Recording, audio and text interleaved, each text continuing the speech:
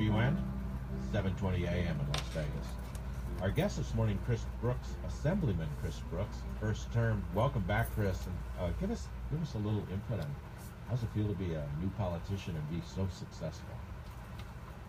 Well, I tell you what, it was, I definitely was a freshman up there, and trying to learn my way around the building, and fortunately, I spent a lot of years up there advocating on behalf of energy, but there were a lot of people who mentored me and helped me stay out of trouble, and I appreciate that immensely.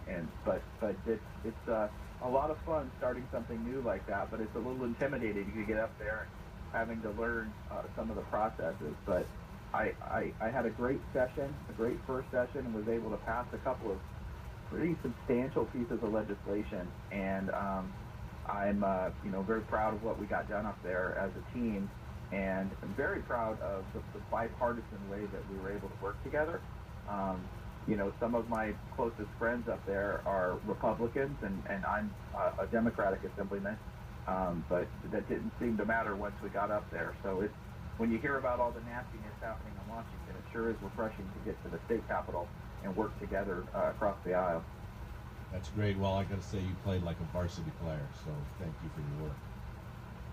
I appreciate that. So you were talking about who was supporting and who was against AB 206, the 50% renewable by 2030 bill. Tell us some more about that. Well, we had gaming had kind of mixed reviews on it, with WIN and fans coming out against it, the Nevada Resort Association taking a position against it, and then MGM properties in support of it.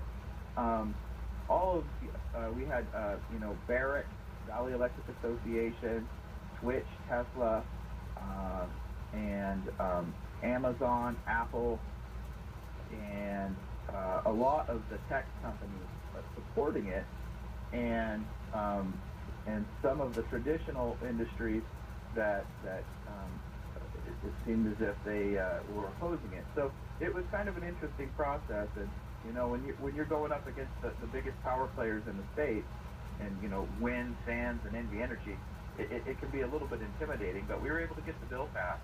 We had some bipartisan support on the bill, and now it awaits signature by the governor.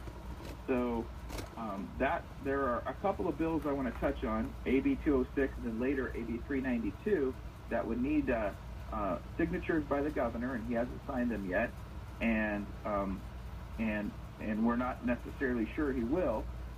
But I'll give, in a few minutes, I'll give the numbers that if listeners feel that after they've reviewed those bills, feel that they would like to see those passed and they'd like to see their governor sign them, I'll give out those numbers where you can actually call and make that your opinion known a little bit later. So get your pen ready. That'd be great, Chris. We want to make sure we get our listeners to help support these bills and be actively engaged with this.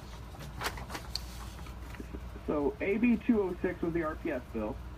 AB 405 passed, and the governor has indicated he'll sign it, and that is the net metering rooftop solar bill. So that bill would restore the net metering rooftop solar industry back in Nevada, and it provided some very important consumer protections to consumers that have rooftop solar. That bill is a combination of AB 405, which I introduced, and Assembly Bill 270 that freshman Justin Watkins introduced. We worked very closely together, and I amended his language into my bill, and together we passed that bill. And so that bill was it creates the framework for net metering over the next several years, and it goes into effect immediately. And already three companies, the three largest solar companies in the country, have returned to Nevada, have announced they're returning to Nevada, and are hiring as we speak. That's so great. They're not even waiting for the governor to sign it. They're so excited about what it's going to do for the industry. That's great. And I want to remind our listeners, we used to be number one in the country for renewable energy jobs, and maybe these bills are going to help us get back to that. Yeah, and so we were a trajectory to be the highest percentage of of rooftop solar in the country, and we fell out of the top 20, and as a result of some legislation in the 2015 that then set up some regulations from the Public Utilities Commission that pretty well wiped out the industry. But this creates some certainty moving forward, because it says that if it lays out, it does three things. It lays out some rights that Nevadans have for their producing and storing of their own energy. It creates a framework by which that energy will be how it'll be treated, and then it puts into place some very important consumer protection. So the rights piece of it says that you can interconnect, you can generate your own electricity no matter what, and you can store your electricity no matter what, and all three of those things are above. You can't be regulated away. And so that's very important, because there's constantly these changing regulations and different methods of interconnection and tariffs, and these things put into place that these are some rights that all Nevadans have. And then it says for the next couple of years, 80 megawatts of solar, rooftop solar, you get 95% of retail value for the net energy return. And then you get 88% for the next 80 megawatts after that. And then you get 81% for the next 80 megawatts after that. And then from there on out, it's 75% of the retail value just for the net energy return. So that's not the energy on a day-to-day back and forth, and it's not the energy that you offset. That's at 100%. This is just for the net energy left over. That's a good metric. So that was in conversations with the industry and with consumer groups, that was enough to make it cost-effective and desirable for Nevadans to get involved and to start building systems again. But the most important thing it does is it introduces certainty, because once you sign up and get your system, that level of retail reimbursement is the same for 20 years. And that's something we never had in law before.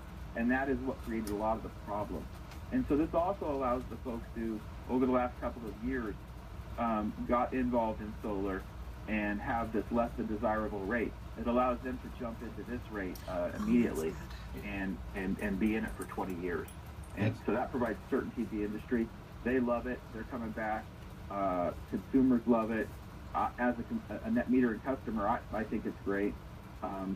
So that it does that, and then what it also does, it puts into law how the contracts need to be stated and how they need to be crafted. We have now in the solar industry power purchase agreements, direct purchases, leases, all these different models that were very complicated, and quite frankly, I saw some companies out there taking advantage of Nevada. When I was out campaigning and talking to constituents and going door to door, while a lot of people were upset what the state had done as far as changing the rate and things like that. Chris, we're going to cover some more of that and talk about 452 and Bill number 10 as well when we come back. We're going to take a break, and we'll be right back to Shades of Green on KDWN.